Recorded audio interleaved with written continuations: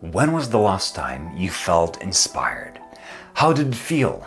Remember that wave of creative flow you're writing?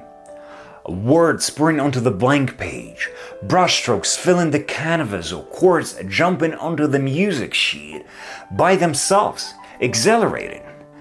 Chances are you've met your muse, perhaps during a quiet elevator ride at work, or in a busy pub over beers with your friends, or even alone in a park that day you almost got hit by a bike.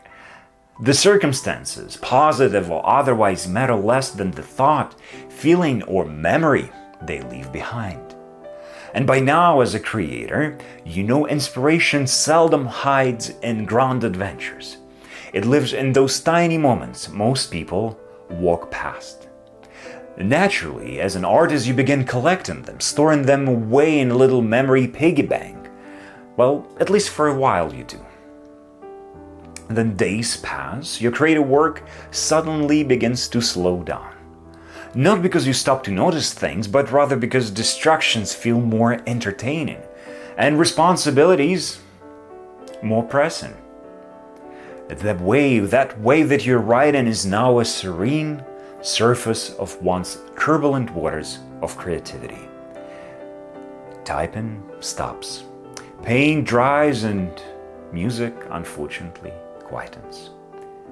And solution? Well, artist's worst nightmare: discipline.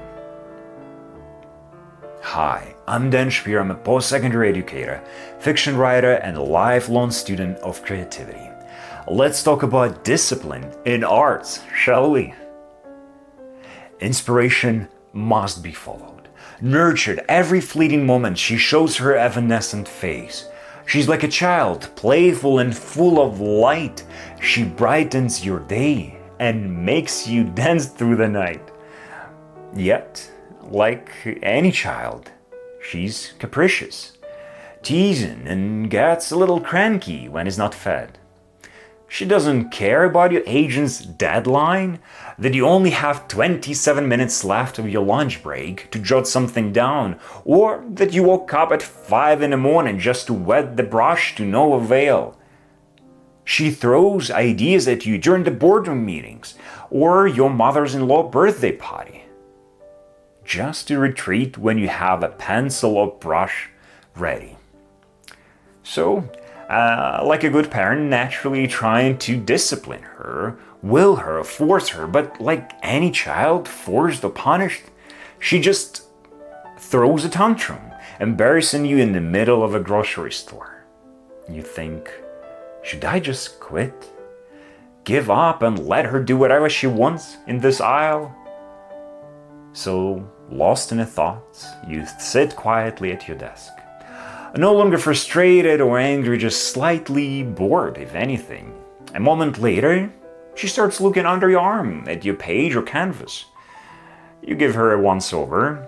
She gives you a few links back, and then suddenly just jumps off to play with your curtains, or opens old drawers to see if there's anything hidden in them, and folds a few paper cranes from your blank pages. And you just sit there quietly and observe.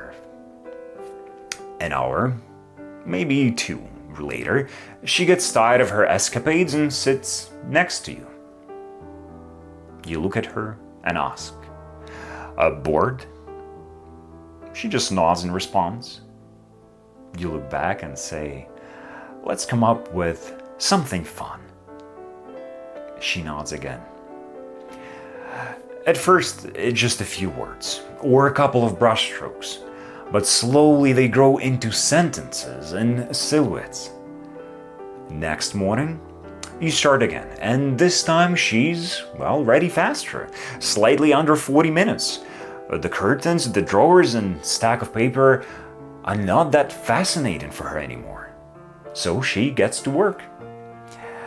Another day takes her only half an hour. A few weeks in, and she guides your hand on a 5-minute train ride, giving you an amazing idea. A month passes. I deserve a break, you think. I've done all this great work, all these chapters, the canvas is filled. Your inspiration still shows up, but you're not greeting her anymore. You enjoy streaming services, video games, or weekend alcohol binges? She's waiting, patiently, a few nights, a fortnight.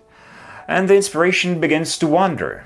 She paces the room, plucks the leaves from your plants, and cracks the windows open to see if her head fits in. Finally, you're ready to get back. Your sleeves are rolled up and tea steaming, yet something, or rather someone, is missing. And the cycle begins anew. Talent versus discipline, hard work versus fleeting inspiration. We tend to polarize good and bad, left and right, art versus math. Maybe the answer is somewhere in between. What if an art student studies and shows up like an engineer in one?